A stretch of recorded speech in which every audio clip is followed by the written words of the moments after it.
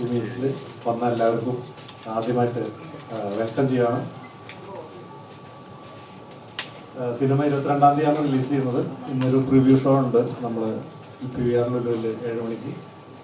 Media person and other celebrities ഇൻഫ്ലുവൻസേഴ്സിനെ കുറച്ച് പേരൊക്കെ നമ്മൾ ഇൻവൈറ്റ് ചെയ്തിട്ടുണ്ട്. അതിൽ നിങ്ങൾ കാണുമെന്ന് പ്രതീക്ഷിക്കുന്നു. ഓക്കെ.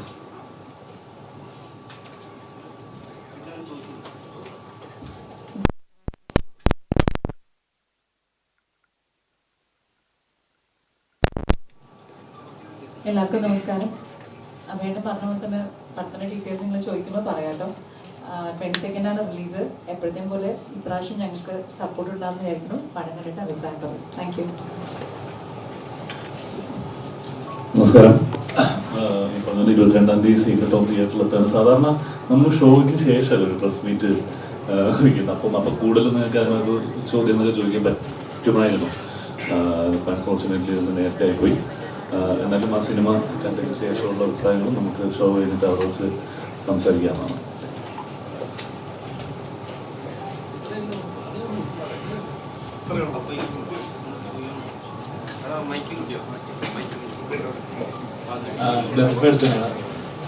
സീക്രട്ടോ അതിനകത്ത് തന്നെ പറയുന്നുണ്ട്. ഒരു എപ്പോഴും എല്ലാവരുടെ ജീവിതത്തിലുണ്ടാവും അല്ലെങ്കിൽ സീക്രട്സ് അല്ലെങ്കിൽ ഹൈഡ് ചെയ്യാൻ എന്തെങ്കിലും ഉണ്ടാവും. ഇതിന്റെ പോസ്റ്ററുകൾ നോക്കിയാലും ടീസ് നോക്കിയാലും പറയാം ഒരു എന്താ നമ്മൾ എല്ലാവരുടെ ലൈഫിലും ഫാമിലീസിലും ഉണ്ടാകുന്ന സീക്രട്സ് അത് ഒരു ത്രില്ലർ മോഡിലാണ് ഫീൽ ചെയ്തത്. ശരിക്കും എന്താണ് സീക്രട്ട് ഹോം അങ്ങനെ ടൈറ്റിൽ കൊടുക്കാൻ കാരണം എന്താണ്? അതിൻ്റെ ടാഗ് ലൈൻ തന്നെ എവറി ഹോം ഹാസ് സീക്രട്സ് എന്നുള്ളതാണ്. അതായത് നമുക്ക് എല്ലാ വീടുകളിലും നമ്മൾ പുറത്ത് പറയാൻ ആഗ്രഹിക്കാത്ത തരം സീക്രട്സ് ഉണ്ടാവുമല്ലോ. അപ്പോൾ ഈ സിനിമ സംസാരിക്കുന്നത് ഒരു ക്രൈം, ഒരു വീട്ടിൽ നടക്കുന്ന ഒരു ക്രൈമും അതിനെ ബേസ് ചെയ്ത് ഉണ്ടാകുന്ന സംഭവവികാസങ്ങളിലൂടെയാണ് ഈ സിനിമ മുന്നോട്ട് പോകുന്നത്. അപ്പോൾ അത്തരം വിഷയം കൈകാര്യം ചെയ്യുമ്പോൾ ഈ സിനിമയ്ക്ക് പറ്റിയ പേര് സീക്രട്ട് ഹോം എന്ന് തന്നെയാണെന്ന് നമുക്ക് പറയുന്നത്. ഇതിൻ്റെ റൈറ്റർ അനിൽ ഗുരു ഉണ്ട്. അപ്പോൾ ഞങ്ങൾ ഒരുമിച്ചാണ് ഇതിൻ്റെ ഒരു നെയിം ഇതാണ് നല്ലത് എന്നൊരു തോന്നലിലേക്ക് എത്തി.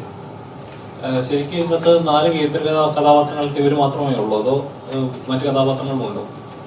മറ്റു കഥാപാത്രങ്ങളുണ്ട്.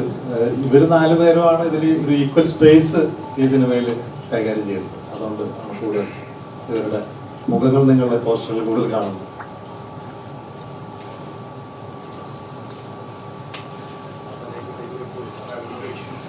ചന്ദ്രചേട്ടാ,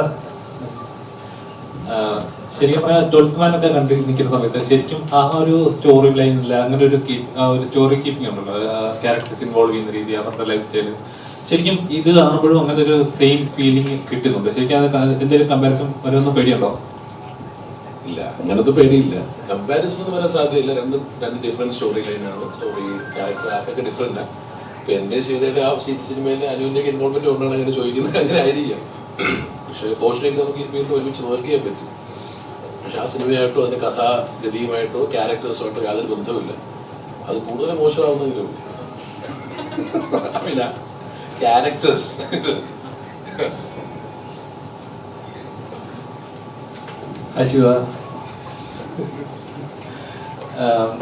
ഓരോ സിനിമ ചെയ്യുമ്പോഴും ഓരോ കഥാപാത്രം ചെയ്യുന്ന സമയത്ത് ചെയ്യുന്ന കഥാപാത്രം ഒരിക്കലും സാമ്യം തോന്നരുത്, അല്ലെങ്കിൽ ചെയ്യുന്ന കഥാപാത്രങ്ങളുടെ മറ്റേതിനായിട്ട് ഒരിക്കലും ലിങ്ക് ചെയ്യാൻ തോന്നരുത്. അങ്ങനെ ഒരു ഏതൊരു ആർട്ടിസ്റ്റ് അങ്ങനെ തന്നെ ആയിരിക്കും ചെയ്യുന്നത്. ഈ സിനിമയിലെ കഥാപാത്രത്തോളം ഡിഫറെന്റ് ആയിരുന്നു. ഇല്ല, എല്ലാ ക്യാരക്ടേഴ്സ് ചെയ്യുമ്പോഴും മേ ബി അപ്പിയറൻസ് വൈസ് നിങ്ങൾക്ക് കുറച്ചൊക്കെ സിമിലാരിറ്റി തോന്നി. കാരണം സെയിം ആൾ തന്നെയാണ്. പക്ഷെ ഈ പറഞ്ഞ പോലെ ഒരു ടൈപ്പ് കാസ്റ്റിംഗ് എന്നുള്ള രീതിക്ക് ഒരു കുട്ടി, അമ്മ, അല്ലെങ്കിൽ ഫാമിലി എന്നൊക്കെ പറയുമ്പോൾ അതുപോലൊക്കെ തന്നെ തോന്നിക്കാണ്. പക്ഷെ നമ്മൾ മാക്സിമം ട്രൈ ചെയ്യുക ഏതൊരു ക്യാരക്ടർ ചെയ്യുമ്പോഴും. ഇതിലെ സരിക എന്നാണ് ക്യാരക്ടറിന്റെ പേര്. ഇത് ചെയ്തപ്പോഴും ശരി, മറ്റേതിലെ മാനറിസംസ് ഒന്നും വരാണ്ടിരിക്കാൻ മാക്സിമം നമ്മൾ ട്രൈ ചെയ്തിട്ടുണ്ട്. പിന്നെ ഇവര് പറയുന്ന ഡയറക്ടറും അതുപോലെ നമ്മുടെ റൈറ്ററൊക്കെ പറയുന്ന അവർ ഇൻപുട്സ് തരുമല്ലോ. അപ്പൊ അതിനനുസരിച്ചിട്ട് സരികയ്ക്ക് മാത്രമായിട്ടുള്ള കുറച്ച് കാര്യങ്ങളുണ്ട്. അത് ചെയ്യാനായിട്ട് മാക്സിമം ട്രൈ ചെയ്തിട്ടുണ്ട്. അപ്പോൾ ഐ ഹോപ്പ് നിങ്ങൾ കണ്ടു കഴിയുമ്പോൾ നിങ്ങൾക്ക് മനസ്സിലാവും ഇങ്ങനത്തെ ഒരു ക്യാരക്ടർ ഞാൻ ചെയ്തിട്ടുണ്ടാവില്ല. ഉറപ്പായിട്ടും എന്നെ കണ്ടാൽ അറിഞ്ഞൂടെ. എപ്പോഴും മോട്ടിവേഷൻ തരുന്ന ഒരാള്, നല്ലൊരു ഭാര്യ, മറ്റേ അങ്ങനത്തെ ഒരു ക്യാരക്ടറാണ് എപ്പോഴും ചെയ്യുന്നത്. അതിൽ നിന്ന് ഇത് നോക്കുമ്പോൾ ഉറപ്പായിട്ടും വളരെ ഡിഫറെന്റ് ആയിരിക്കും. പടം കണ്ടുകഴിയുമ്പോൾ നിങ്ങൾ തന്നെ പറയും ഇത്രയും ഡിഫറൻസ് വേണമെന്ന് നമ്മൾ പറയും നിങ്ങൾ തന്നെ.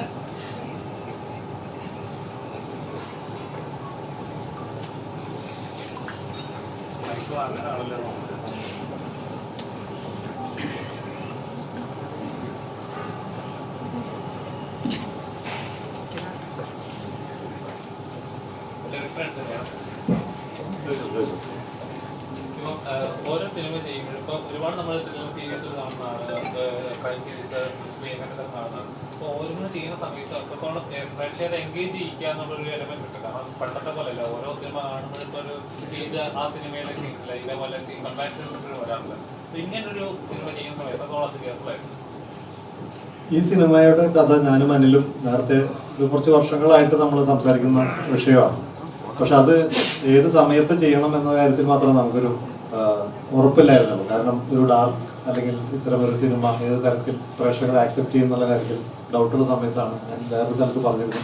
റോഷാക്ക് എന്ന് പറഞ്ഞ സിനിമ മമ്മൂക്ക ചെയ്ത് കഴിഞ്ഞപ്പോഴാണ് അതിൻ്റെ ആക്സെപ്റ്റൻസ് ആണെന്ന് തോന്നി. ഓക്കെ, മമ്മൂക്ക പോലും ഇത്ര കൂളായിട്ട് ഡൈറ്റ്യൂഷ് ആയിട്ടുള്ള ക്യാരക്ടർ ചെയ്യുന്നു. അപ്പോൾ അതൊരു വലിയൊരു എക്സാമ്പിളാണ്. അപ്പോൾ അതൊരു ഇൻസ്പിറേഷൻ ആയിരുന്നു. ഞങ്ങൾക്ക് തോന്നി ഓക്കെ, നമുക്കും ഇത് ചെയ്യേണ്ട സമയമായി എന്ന രീതിയിലാണ് അത് ചെയ്യാൻ തീരുമാനിച്ചത്. പക്ഷേ ഈ സിനിമയുടെ കഥ വേറെ ഒരു സിനിമയോ അല്ലെങ്കിൽ നമ്മൾ കണ്ടിട്ടുള്ള എന്തെങ്കിലും വിഷ്വൽ ഇതുമായിട്ടൊരു സാമ്യമില്ല എന്ന് ഞങ്ങൾ വിശ്വസിക്കുന്നതുകൊണ്ടാണ് ഇന്നൊരു കോൺടെസ്റ്റ് നമ്മൾ അനൗൺസ് ചെയ്യുന്നത്. അപ്പോൾ അതിൻ്റെ കോൺഫിഡൻസിലാണ് അത് നമ്മൾ സംസാരിക്കുന്നത്. കുറച്ച് ഇതിനെക്കുറിച്ച് കൂടുതൽ സംസാരിക്കാൻ അനിലിനോട്. നമസ്കാരം, ഞാൻ സിനിമയുടെ റൈറ്ററാണ്, അനിൽ ആണ് പേര്. ഇതൊരു സിനിമയെക്കുറിച്ച് പറയുകയാണെങ്കിൽ ഒരു ഓപ്പൺ മൈൻഡോടുകൂടി കാണേണ്ട ഒരു ചെറിയ സിനിമയാണ്. ചിലപ്പം കണ്ടു കഴിഞ്ഞ് കുറച്ച് നേരം നിങ്ങൾക്കത് ഹോണ്ടിങ് ആയിട്ട് തോന്നാം. കഥ എന്താണ് വിഷയം, ഈ സിനിമയുടെ വിഷയം എന്താണെന്ന് പറഞ്ഞു കഴിഞ്ഞാൽ മലയാളി കുടുംബങ്ങൾ അറ്റ്ലീസ്റ്റ് കഴിഞ്ഞ ഒരു 10-15 വർഷമായിട്ട് അതിവേഗം അതിലെ ബന്ധങ്ങളൊക്കെ മാറിക്കൊണ്ടിരിക്കുകയാണ്. അതുകൊണ്ടാണ് നമ്മൾ ടി വിയും സോഷ്യൽ മീഡിയ ഒക്കെ വെച്ച് കഴിഞ്ഞാൽ എല്ലാ ആഴ്ചയും അല്ലെ എല്ലാ മാസവും നമുക്ക് ഓരോ സംഭവങ്ങൾ കാണാം. അത് ഓരോ വീടിനുള്ളിൽ നടക്കുന്ന കാര്യങ്ങളാണ്. അപ്പോൾ നമ്മൾ ചിലപ്പം ഓവർ കോൺഫിഡൻ്റ് ആയിട്ട് ചിന്തിക്കുന്നുണ്ടാവും, ഇതൊന്നും എൻ്റെ വീട്ടിൽ നടക്കത്തില്ല, അല്ലെങ്കിൽ നമുക്ക് അതിനോടൊരു ഓവർ കോൺഫിഡൻസോ അല്ലെങ്കിൽ നമ്മുടെ തിരക്കിൽ നമ്മളത് വിസ്മരിക്കുകയോ ഒക്കെ ചെയ്യുന്നുണ്ടാവും. അവിടേക്കാണ് ഈ സിനിമ നമ്മുടെ ചിന്തകളെ നയിക്കുന്നത്. അപ്പോൾ കാണുക, ഇഷ്ടപ്പെടുകയാണെങ്കിൽ ഇതിൻ്റെ പ്രമേയവും ഈ സിനിമ ഇഷ്ടപ്പെടുകയാണെങ്കിൽ തീർച്ചയായിട്ടും അടുത്ത ആൾക്കാരോട് പറയാം. അപ്പോൾ അതൊരു പ്രോത്സാഹനമായിരിക്കും. Thank you. ഡയറക്ടറോടാണ്. ഈ സിനിമയുമായി ബന്ധപ്പെട്ട് നമ്മൾ ഗൂഗിൾ ചെയ്യുന്ന സമയത്ത് ഒരുപാട് സ്റ്റോറീസ് കാണുന്നുണ്ട്, ഇംഗ്ലീഷിലും മലയാളത്തിലും ഒക്കെ ആയിട്ട്. അപ്പം ഈ സിനിമ ഒരു റിയലിസ്റ്റിക് സ്റ്റോറിയാണ്. അപ്പോൾ അങ്ങനെയുള്ള സന്ദർഭത്തിൽ ഇങ്ങനൊരു സ്റ്റോറി സിനിമയായിട്ട് വരുമ്പോൾ എത്രത്തോളം റിസ്ക് ഫാക്ടേഴ്സ് അതിനകത്തുണ്ടാകും? Risk factor in the sense ആ സ്റ്റോറി എടുത്തതിലാണോ? ആ സ്റ്റോറി ഞങ്ങൾക്ക് അങ്ങനെ റിസ്ക് ഒന്നും തോന്നിയിട്ടില്ല. കാരണം അത് പറയപ്പെടേണ്ട ഒരു വിഷയമാണെന്ന് തോന്നിയിട്ട് തന്നെയാണ് നമ്മൾ ആ സിനിമയുടെ സബ്ജക്റ്റ് എടുത്തത്. പിന്നെ മാത്രമല്ല, ഇങ്ങനൊരു സബ്ജക്റ്റ് നമ്മുടെ സിനിമകളിൽ, ഇന്ത്യൻ സിനിമയിൽ ഇതുവരെ ഹാൻഡിൽ ചെയ്തിട്ടില്ലെന്നാണ് ഞങ്ങൾ വിശ്വസിക്കുന്നത്. അപ്പോൾ അത് പുതിയൊരു കഥയായിരിക്കും, ആളുകൾ പ്രേക്ഷകർക്ക് അത് പുതിയ അനുഭവമായിരിക്കുമെന്ന് ഞങ്ങൾ വിശ്വസിച്ചത് കൊണ്ടാണ് ഈ സിനിമയിലേക്ക് എത്തിയത്. അല്ലെങ്കിൽ ഈ സിനിമയിൽ പ്രവർത്തിച്ച എല്ലാവർക്കും ആ ഒരേ അഭിപ്രായങ്ങളുകൊണ്ടാണ് ഇങ്ങനെ സിനിമ സംഭവിച്ചത്. പ്രത്യേകിച്ച് പ്രൊഡ്യൂസർ നമ്മുടെ സന്തോഷ് തിരുവനന്തപുരത്തെന്നാണ് നമ്മുടെ പ്രൊഡ്യൂസർ. മുമ്പത്തെ ഞങ്ങളുടെ പ്രിയനോട്ടത്തിലാണ് കുഞ്ഞുമണി ഹോസ്പിറ്റൽ എന്ന സിനിമയൊക്കെ അദ്ദേഹം തന്നെയാണ് പ്രൊഡ്യൂസ് ചെയ്തത്. ഈ ഒരു സബ്ജക്റ്റ് പ്രൊഡ്യൂസ് ചെയ്യാനായിട്ട് ഒരു പ്രൊഡ്യൂസറെ കിട്ടുക ഒരു ടഫായിരുന്നു. കാരണം നമ്മളൊരു ഭയങ്കര പ്ലസന്റ് മാസ് അങ്ങനത്തെ സിനിമകളൊന്നും അല്ല, വേറെ കുറച്ചൊരു ഡിഫറെൻ്റ് ആയിട്ടൊരു സബ്ജക്റ്റാണ്. അപ്പോൾ അത് അദ്ദേഹം ഇതിൽ വിശ്വസിച്ചു, ഈ സിനിമയിൽ വിശ്വസിച്ചു. ഈ പറയപ്പെടേണ്ട വിഷയമാണെന്ന കാര്യത്തിൽ അതിൽ അദ്ദേഹത്തിൻ്റെ കോൺഫിഡൻസ്, അതാണ് ഈ സിനിമയിലേക്ക് എത്തിയത്. അപ്പോൾ ഇത് സിമിലർ നെയിംസ് നമുക്കിപ്പോൾ ഈ സീക്രട്ട് ഹോം ഫെമിലിയർ ആണത്. ഇപ്പോൾ പല ഭാഷകളിൽ പലതരത്തിലൊക്കെ ആ നെയിം പറയപ്പെടുന്നുണ്ടാവും. പക്ഷേ അതുകൊണ്ടായിരിക്കാം സെർച്ച് ചെയ്യുമ്പോൾ സിമിലർ നെയിംസ് വരുന്നത്. പക്ഷേ ഈ സിനിമയായിട്ട് അതിനൊന്നും ബന്ധമുണ്ടാവില്ലെന്നാണ് ഞങ്ങൾ വിശ്വസിക്കുന്നത്. നിങ്ങൾ സിനിമ കണ്ടിട്ട് ആണ് അത് പറയുന്നത്. ഇപ്പം മറ്റന്നാൾ സിനിമ തിയേറ്ററിൽ എത്തും, പേര് തന്നെ സീക്രട്ട് ഹോം എന്ന് തന്നെയാണ്.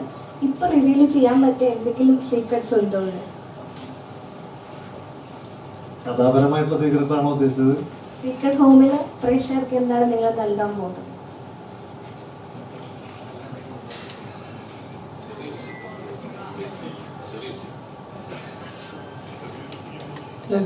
ഞങ്ങൾ ആക്ച്വലി കഴിഞ്ഞ കുറച്ച് ഒരാഴ്ചയായിട്ട് റിലീസ് ചെയ്തുകൊണ്ടിരിക്കുന്ന പോസ്റ്റേഴ്സ് ഒക്കെ ചിലപ്പോൾ നിങ്ങൾ ശ്രദ്ധിച്ചിട്ടുണ്ടെങ്കിൽ അറിയാം.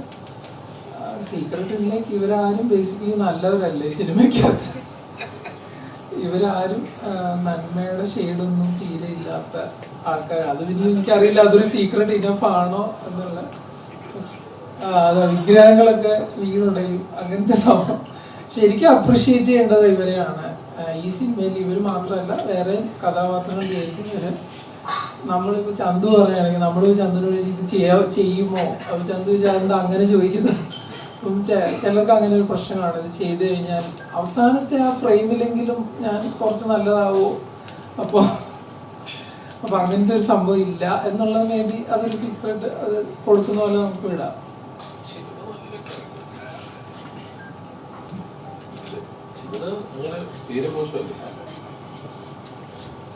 സിനിമ കണ്ടു കഴിഞ്ഞാൽ ചിലപ്പോൾ നിങ്ങൾക്ക് ഇതിൽ ആരാണ് നല്ലത്, അത് ഒരുപാട് ഡയമെൻഷൻസ് ഉണ്ടാവാം. അപ്പോൾ ഈ ഓരോ ആരാണ് ഇതിൽ തമ്മിൽ നല്ലത്, ഏതെങ്കിലും ഇതിൽ ചെറിയ അളവിലെങ്കിലും നമുക്ക് കണ്ടെത്താൻ പറ്റുമോ എന്നുള്ള ചോദ്യമൊക്കെ വരാമെന്നാണ് നമുക്ക് തോന്നുന്നത്.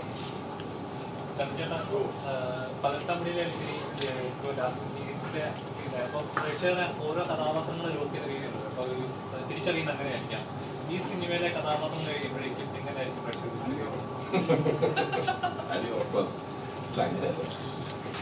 അല്ല, ഫീനിക്സ് എന്നൊരു സിനിമ എനിക്ക് ലാസ്റ്റ് എന്നെ ഐഡന്റിഫൈ ചെയ്തൊരു നല്ലൊരു ശതമാനം ഓഡിയൻസ് ഐഡന്റിഫൈ ചെയ്ത സിനിമ. ആ ക്യാരക്ടറോട് ഒരു ബന്ധവും ഈ സിനിമയുടെ കഥാപാത്രത്തിന്റെ പ്രായം കൊണ്ടോ പെരുമാറ്റം കൊണ്ടോ രീതികൾ കൊണ്ടോ ചേഷ്ടകൾ കൊണ്ടോ ഇല്ല. മാക്സിമം അതിനകത്ത് വേരിയേഷൻ ഉണ്ടാക്കാൻ അത് 2 സമയത്ത് ഷൂട്ട് ചെയ്യുന്ന സിനിമയാണെങ്കിൽ കൂടി എനിക്ക് ഭയങ്കര സന്തോഷമുള്ള കാര്യമാണ്. ഫീനിക്സ് പോലൊരു സിനിമ കഴിഞ്ഞിട്ട് ഇങ്ങനൊരു സിനിമ ഇറങ്ങുന്നത്. ക്യാരക്ടർ ഭയങ്കര ചേഞ്ചാണ്. അപ്പം എന്നെ ഐഡന്റിഫൈ പെടുന്ന എങ്ങനെയാണെന്ന് വെച്ചാൽ മോശമായിട്ടൊക്കെ ഇത്രയും മോശമായിട്ടൊക്കെ പറ്റുമോ അങ്ങനെ വല്ലതും അങ്ങനെ ഒരു പെർഫോമൻസ് വൈസ് തന്നെ മോശമൊന്നുമല്ലല്ലോ, ആ ക്യാരക്ടർ മോശമൊന്നുമില്ലല്ലോ. അങ്ങനെ മോശക്കാരനാണെന്ന് നിങ്ങൾ ഫീൽ ചെയ്യുന്നുണ്ട്, ഇത്രയും ബുദ്ധികെട്ടവനാണെന്ന് ഫീൽ ചെയ്താൽ ഞാൻ രക്ഷപ്പെട്ടു. ഓരോരുത്തരും രക്ഷപ്പെട്ടു, അവരവരെ ഫീൽ ചെയ്യിപ്പിച്ചാൽ.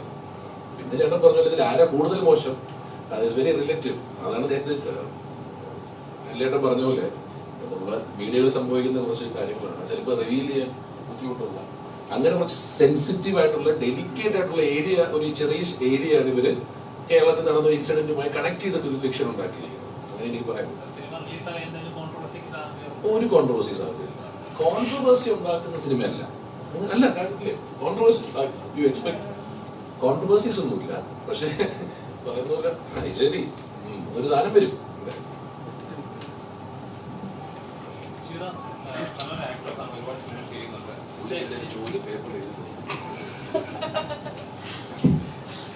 നല്ലൊരു ആക്ട്രസ് ആണ്, ഒരുപാട് സിനിമ ചെയ്യുന്നത്. പക്ഷെ ശരിക്കും ടാലന്റ് യൂസ് ചെയ്യപ്പെടുന്നില്ല, മലയാള സിനിമയിൽ അത്രയും ഉപയോഗിക്കുന്നില്ല.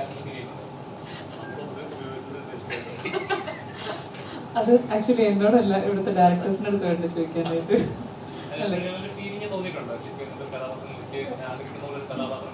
അല്ല, ആഗ്രഹിക്കുന്ന പോലെ അല്ല, കിട്ടുന്ന കഥാപാത്രങ്ങൾ എങ്ങനെ നന്നായിട്ട് ചെയ്യാമെന്ന് നമ്മൾ നോക്കുന്നത്. കാരണം അതല്ലെങ്കിൽ ഞാൻ ആഗ്രഹിക്കുന്ന പോലെ തന്നെ ഒന്നല്ലെങ്കിൽ ഞാൻ ഡയറക്ട് ചെയ്യലും അല്ലെങ്കിൽ ഞാൻ പ്രൊഡ്യൂസ് ചെയ്യും. അതല്ലെങ്കിൽ നമുക്ക് എന്താണ് കിട്ടുന്നത് 100% കൊടുത്തിട്ട് ചെയ്യാന്നുള്ളത് മാത്രമേ ഇപ്പൊ നമ്മൾ നോക്കുന്നുള്ളൂ. പക്ഷെ ഈ പറഞ്ഞ പോലെ തന്നെ തമിഴിൽ കുറച്ചുകൂടെ വെറൈറ്റി ആയിട്ടുള്ള ക്യാരക്ടേഴ്സ് വരുന്നുണ്ടെന്ന് എനിക്ക് പേഴ്സണലി ഫീൽ ചെയ്യുന്നുണ്ട്. കാരണം കുറച്ചുകൂടെ ആസ് എൻ ആക്ടർ നമ്മൾ എല്ലാ ഡയമെൻഷനിലും ചെയ്യണം എന്നാണല്ലോ വിചാരിക്കുക. അപ്പൊ തമിഴിലാണ് കുറച്ചുകൂടെ എനിക്കൊരു പേഴ്സണലി ഒരു എക്സ്പെരിമെന്റേഷൻ സ്കോപ്പ് തമിഴിലാണെന്നുള്ള പലപ്പോഴും ഫീൽ ചെയ്തിട്ടുണ്ട്. ഇവിടെ എപ്പോഴും ഈ നേരത്തെ പറഞ്ഞ പോലെ തന്നെ ഒരു നന്മമരം എന്നൊക്കെ ഉള്ളൊരു ഒരു മോട്ടിവേറ്റ് ചെയ്യുന്ന ഒരു ലവർ അല്ലെങ്കിൽ ഒരു നല്ലൊരു സപ്പോർട്ട് കൊടുക്കുന്ന ഒരു ഭാര്യ, അങ്ങനെ ഒരു പോസിറ്റീവ് ഫീലാണ് മേ ബി പടം വരുമ്പോഴത്തേക്ക് അത് മാറുമായിരിക്കും.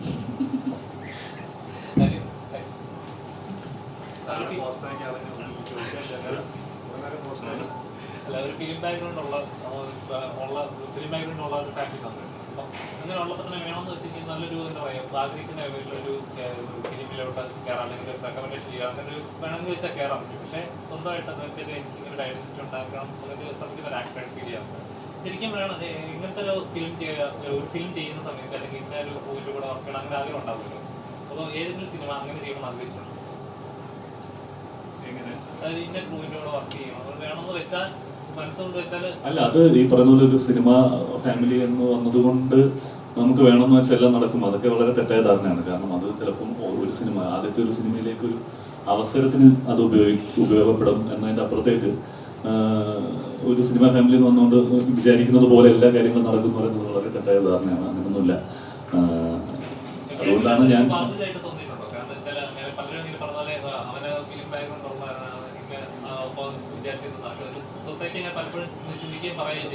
അവർ പറയുന്നുണ്ട്. പക്ഷെ അതിനനുസരിച്ചിട്ട് അങ്ങനെ പറയുകയാണെങ്കിൽ അതിനനുസരിച്ച് ഞാൻ എത്രയോ സിനിമകളോടെ ചെയ്ത് കഴിയണമായിരുന്നു അല്ലേ. അപ്പൊ ഇപ്പോഴും ഞാൻ ആ സ്ട്രഗിങ് സ്റ്റേജിൽ തന്നെയാണ് നിൽക്കുന്നത്.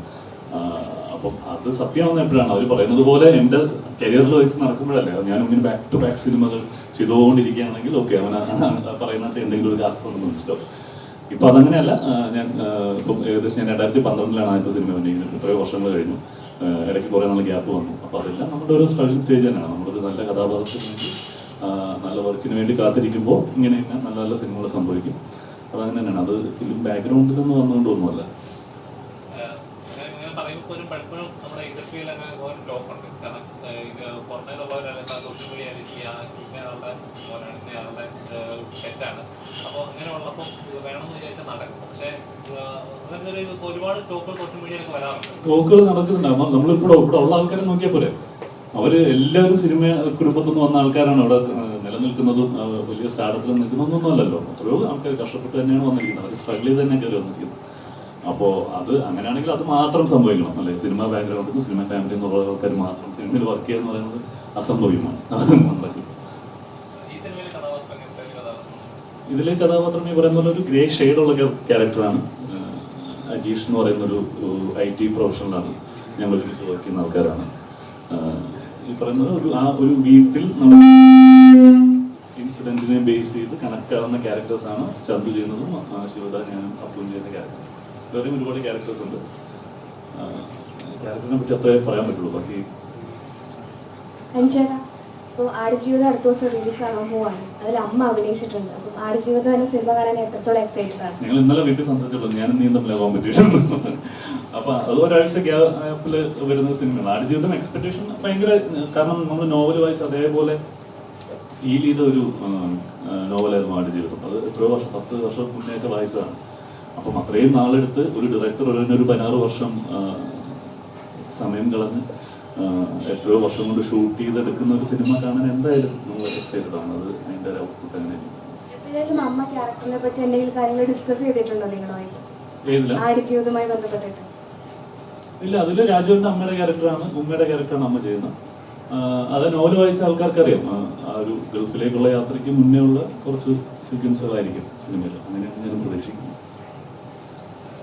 ഇപ്പോൾ റീസെൻ്റ്ലി ഇപ്പോൾ ഫെബ്രുവരി എടുത്തു കഴിഞ്ഞാൽ മഞ്ഞുമൽ ബോയ്സ് അതേപോലെ ഇഷ്ടംപോലെ അടിപൊളി ഫിലിംസാണ് ഇറങ്ങിക്കൊണ്ടിരിക്കുന്നത്.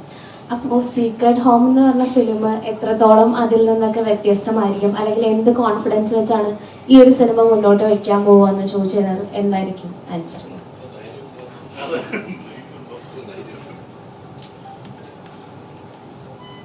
അത് എവിടെയെങ്കിലൊക്കെ ധൈര്യം കാണിക്കണമല്ലോ. ആ ധൈര്യം കാണിക്കാൻ തുടങ്ങിയാലാണല്ലോ അതിൽ ലക്കം കൂടി വരുള്ളൂ. ഇപ്പോ സിനിമകൾ പലതും സൂപ്പർ ഹിറ്റ് ആവാൻ ചെയ്യുന്നതല്ല, അത് സംഭവിക്കുന്നതാണ്. അപ്പോൾ നമ്മളൊരു സിനിമ ചെയ്യുന്നു, അത് നമ്മളുടെ ഒരു കോൺഫിഡൻസ് ആണ്, നന്നായി വന്നിട്ടുണ്ട്, അത് വ്യത്യസ്തമാണ് നമ്മൾ സ്ഥിരം പറയപ്പെടുന്ന രീതികളിൽ നിന്ന്. പ്രേക്ഷകർ എന്ത് ഒരു കോൺഫിഡൻസിൽ നമ്മളത് വന്ന് കാണണം എന്ന് ചോദിക്കുകയാണെങ്കിൽ എത്രത്തോളം വ്യത്യസ്തമായിരിക്കും സീക്രട്ട് ഹോം എന്ന് പറയുന്ന സിനിമ എന്നാണ് ഞാൻ ചോദിച്ചത്. ഈ സിനിമ പ്രേക്ഷകർക്ക് ഇതുവരെ കാണാത്ത ഒരു തലത്തിലേക്ക്, അതായത് പറയപ്പെടാത്തൊരു വിഷയം, അല്ലെങ്കിൽ ഈ സിനിമ കഴിയുമ്പോൾ ഇപ്പോഴത്തെ അറ്റ്ലീസ്റ്റ് പുതിയ തലമുറ എന്ന് വിചാരിക്കുന്ന, അല്ലെങ്കിൽ വളരെ പ്രോഗ്രസീവ് എന്ന് പറയപ്പെടുന്ന ആളുകൾക്കെങ്കിലും ഒരു തോട്ട് പ്രൊവോക്കിംഗ് ഒരു സംഭവത്തിൽ ഉണ്ടെന്ന് നമ്മൾ വിശ്വസിക്കുന്നു. നമ്മൾ പറയുന്ന പോലെ ഇവിടെ സമൂഹത്തിൽ പറയുന്ന കുറെ നമ്മളുടെ നന്മകളോ അല്ലെങ്കിൽ പുറമെ നടിക്കുന്ന ഹിപ്പോക്രസി അല്ലെങ്കിൽ മൊറാലിറ്റി പോയിട്ടുള്ള പോലെ കാര്യങ്ങളെ പലതിനെയും ചിലപ്പോൾ ഈ സിനിമ ഒരു തരത്തിൽ മറ്റൊരു തരത്തിൽ അഡ്രസ് ചെയ്യുന്നു. അത് എത്രത്തോളം അതിൻ്റെ അതേ അളവിൽ അതേ തരത്തിൽ പോകുന്നു എന്നുള്ളതൊക്കെ ഇതിലൊരു വിഷയമാണ്. അത് നിങ്ങൾ സിനിമ കണ്ടു കഴിയുമ്പോൾ സ്വാഭാവികമായിട്ടും നിങ്ങൾക്ക് കുറച്ചെങ്കിലും ഹോണ്ട് ചെയ്യുമെന്ന് ഞങ്ങൾ വിശ്വസിക്കുന്നു.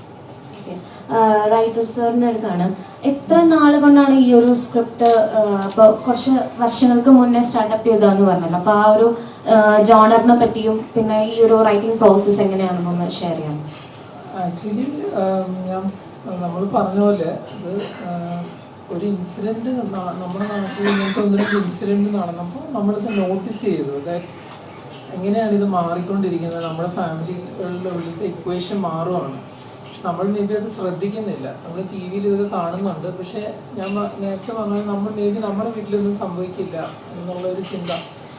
അപ്പോൾ അത് നോട്ടീസ് ചെയ്തപ്പോൾ നമ്മൾ രണ്ടുപേരും അത് ഡിസൈഡ് ചെയ്തിട്ടുണ്ട് ഇതൊരു ഇങ്ങനത്തെ ഒരു സബ്ജക്റ്റ്. പക്ഷേ അഭയ് നേരത്തെ പറഞ്ഞ പോലെ നമുക്ക് ധൈര്യമില്ല, ലൈക്ക് ഇതൊക്കെ ചെയ്ത ആൾക്കാർ ലൈക്ക് ആക്സെപ്റ്റ് ചെയ്യുമോ, ബിക്കോസ് ടൈം ആൾക്കാർ നമ്മുടെ കൂടെ സഞ്ചരിക്കണം, ആ നറേറ്റീവിൻ്റെ കൂടെ ആ കാലം അതിനനുസരിച്ച് പ്രോഗ്രസ് ചെയ്യണം. പിന്നെ ഇതിപ്പോൾ മുമ്പോട്ട് പോകുന്തോറും എപ്പോഴും സംഭവിക്കുന്ന ഇൻസിഡൻസ് ആയി. അപ്പോൾ അങ്ങനെ ആകുമ്പോൾ നമുക്ക് കുറച്ചുകൂടെ ധൈര്യം വരിക. നമ്മുടെ ഉള്ളിൽ നിന്ന് അത് കോൾ ചെയ്യുവാണ്, ഈ കഥ പറയപ്പെടേണ്ടതാണ് എന്നങ്ങനെ കോൾ ചെയ്യാണ്. അപ്പോൾ നമ്മൾ ഓൾറെഡി നമ്മുടെ മനസ്സിൽ ഒരു ഫ്രെയിം വർക്ക് ഉണ്ടായിരുന്നു. ഒരു 4 years ഓളോ 5 years ആയിട്ട് നമ്മുടെ മനസ്സിൽ ഫ്രെയിം വർക്ക് ഉണ്ടായിരുന്നു. നമ്മളൊരു ലാസ്റ്റ് 2 to 3 years നമ്മളത് എഴുതാൻ തുടങ്ങി.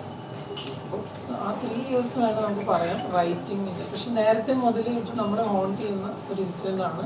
പിന്നെ നമ്മുടെ സുഹൃത്തായ DYSP പുള്ളി വളരെയധികം ഹെൽപ്പ് ചെയ്തിട്ടുണ്ട്. നമ്മളിത് ചെന്ന് പറയുമ്പോൾ പുള്ളി ഇങ്ങോട്ട് പറഞ്ഞുതരും, ഇങ്ങനത്തെ വേറെ 3-4 ഇൻസിഡൻറ്റ് പുള്ളി പറഞ്ഞു തരും, ലൈക്ക് ഇത് ഇങ്ങനെ. അപ്പം നമ്മൾ അതിൽ നിന്നും ഇൻപുട്സ് എടുത്തിട്ടുണ്ട്.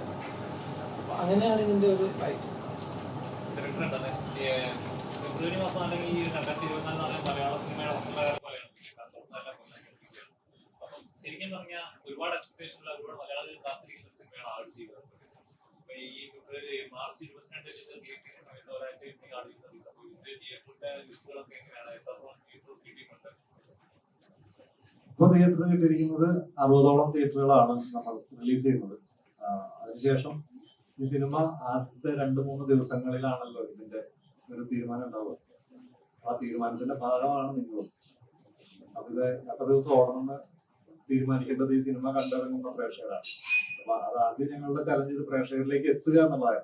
ഒരു തിയേറ്ററിൽ ഡീസെന്റ് ആയിട്ട് റിലീസ് ചെയ്ത് കുറച്ച് സെന്റേഴ്സെങ്കിലും ഈ സിനിമ വരികയും അവിടെ കുറച്ച് ആളുകളെങ്കിലും കാണാൻ വരികയും ചെയ്യുന്ന പ്രതീക്ഷയിലാണ്. ആ വരുന്ന ആളുകൾ തുടർന്നുള്ള ദിവസങ്ങളിൽ ഈ സിനിമയുടെ കണ്ടന്റിനെ എങ്ങനെ ആക്സെപ്റ്റ് ചെയ്യുന്നു, അതിനെ മറ്റുള്ളവർക്ക് എങ്ങനെ എത്തിക്കുന്നു, ഇതിലാണ് ഞങ്ങളുടെ പ്രതീക്ഷ. ഈ ആടുജീവിതം പോലെ ഒരു ഗംഭീര സിനിമ വരുമ്പോൾ നമുക്കും വളരെ സന്തോഷമുണ്ട്, കാണാൻ ആഗ്രഹമൊക്കെ ഉണ്ട്. അതിന്റെ ഇടയിൽ ഒരു സ്പേസ് എങ്കിലും ഈ സിനിമയ്ക്ക് കിട്ടുമായിരിക്കും. നിങ്ങളെല്ലാം നല്ലത് പറയുവാണെങ്കിൽ ഈ ആളുകൾക്ക് ഇഷ്ടപ്പെടുന്ന സിനിമ അവിടെ വേറെ ഒന്നും ഉണ്ടാവാൻ പാടില്ല എന്നില്ലല്ലോ. എല്ലാവരും എല്ലാ സ്ക്രീൻസും അങ്ങ് ആടുജീവിതം എടുത്തിട്ട് പോകും എന്നുമില്ല. ഇതിനൊരു കൊള്ളാമെങ്കിൽ ഇതിലൊരു സ്പേസ് അവിടെ ഉണ്ടാവും എന്ന് വിശ്വസിക്കാം.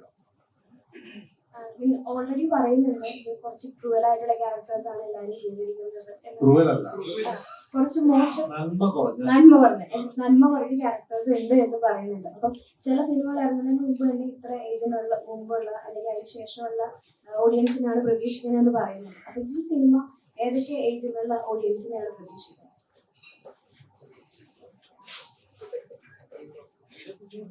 ആക്ച്വലി ആ സിനിമ കറക്റ്റ് ചെയ്യണം. ക്രൂവൽ അങ്ങനല്ല, അവരൊക്കെ മനുഷ്യ സഹജമായ പ്രശ്നങ്ങളുള്ള ആൾക്കാരാണ്.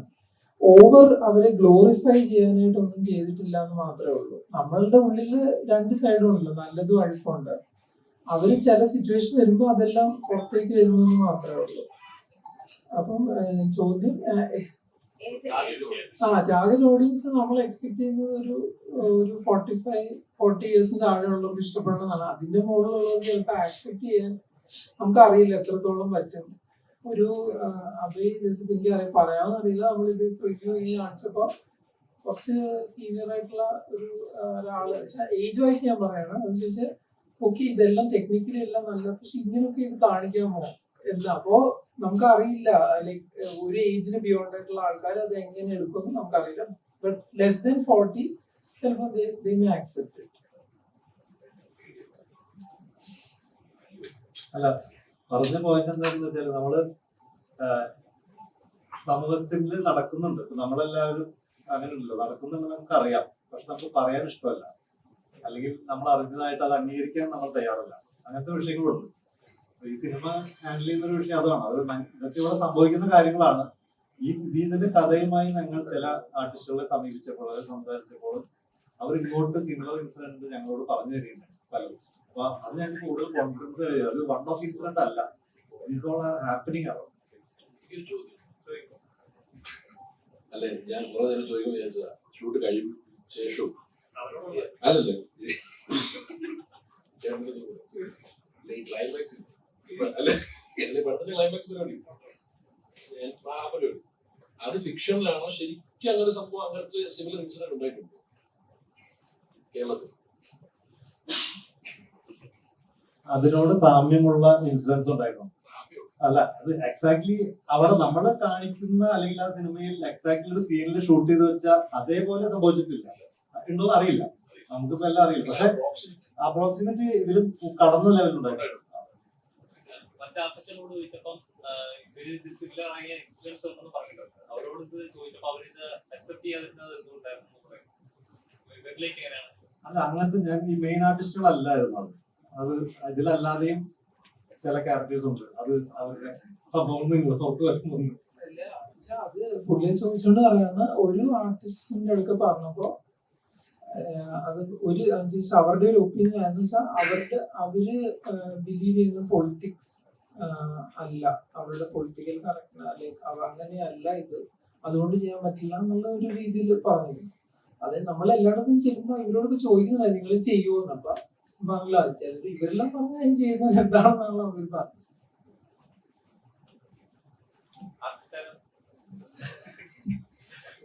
അതായത് ഈ സിനിമ കണ്ടു കഴിയുമ്പോൾ സ്വാഭാവികമായിട്ടും നിങ്ങൾക്ക് മനസ്സിലാവും ഏത് ക്യാരക്ടർ ചെയ്യാനായിരുന്നിട്ടുണ്ടാവാം ഞങ്ങൾ അങ്ങനെയുള്ള ആളുകളെ സമീപിച്ചതും നിങ്ങൾക്ക് വ്യക്തമാവും. അത് ഗ്യാരണ്ടി.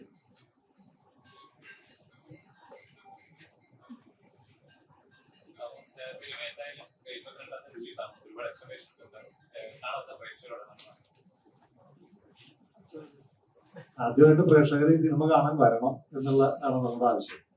ഈ വരുന്ന പ്രേക്ഷകർക്ക് ഇത് ഇഷ്ടമാവുകയാണെങ്കിൽ അത് അവർ പരമാവധി മറ്റുള്ളവരിലേക്ക് അത് സ്പ്രെഡ് ചെയ്യുക. കാരണം ഇത് നമുക്ക് പറയുന്ന പോലെ വലിയ ബഹളങ്ങളും കോലാഹലങ്ങളും കാണിച്ച് ആളുകളിലേക്ക് എത്തിക്കാനുള്ള ശേഷി ഞങ്ങൾക്കില്ല. പറ്റുന്ന രീതിയിൽ ബെസ്റ്റ് രീതിയിൽ നമ്മൾ ട്രൈ ചെയ്യുവാണ്. ഏതെങ്കിലും തരത്തിൽ പ്രത്യേക ശ്രദ്ധ പ്രദർശിക്കാൻ പറ്റുമോ? ഈ വിഷയം നിങ്ങളെ ഏതെങ്കിലും തരത്തിൽ ഫോൺ ചെയ്യുന്നുണ്ടെങ്കിൽ അല്ലെങ്കിൽ അതിൽ നിന്ന് നിങ്ങൾക്ക് തോന്നുന്നു ഓക്കെ ഇങ്ങനെ ഒരു കാര്യം പുതിയതാണല്ലോ, നമ്മൾ ഇവിടെയൊക്കെ സംഭവിക്കുന്നതാണ് പക്ഷെ എവിടെയും പറയുന്നില്ല എന്നുള്ളൊരു കാര്യം നിങ്ങൾക്ക് തോന്നുകയാണെങ്കിൽ നിങ്ങൾ പരമാവധി മറ്റുള്ളവർക്ക് എത്തിച്ച് വരും ദിവസങ്ങളിൽ സിനിമ കൂടുതൽ ആളുകൾ തിയേറ്ററിൽ വരുന്ന തരത്തിൽ വേണ്ട പ്രോത്സാഹനം തരിക മാത്രം റിക്വസ്റ്റ് ചെയ്യാവുള്ളൂ. എല്ലാവരും തിയേറ്ററിൽ തന്നെ വന്ന് കാണണം. നിങ്ങൾ പ്രിവ്യൂ ഷോയ്ക്ക് നിങ്ങൾ എല്ലാവരും ഉണ്ടാവില്ല, നിങ്ങളെ ഗസ്റ്റ് എല്ലാവരും ഇൻവൈറ്റ് ചെയ്തിട്ടുണ്ടല്ലോ. സ്വാഭാവികമായിട്ടും നിങ്ങളുടെ ഇപ്പോഴത്തെ ക്യൂരിയോസിറ്റി ഒക്കെ കുറച്ച് കാര്യങ്ങളിലേക്ക് മാറി ചർച്ചകൾക്ക് ഇടവരട്ടെ. Thank you.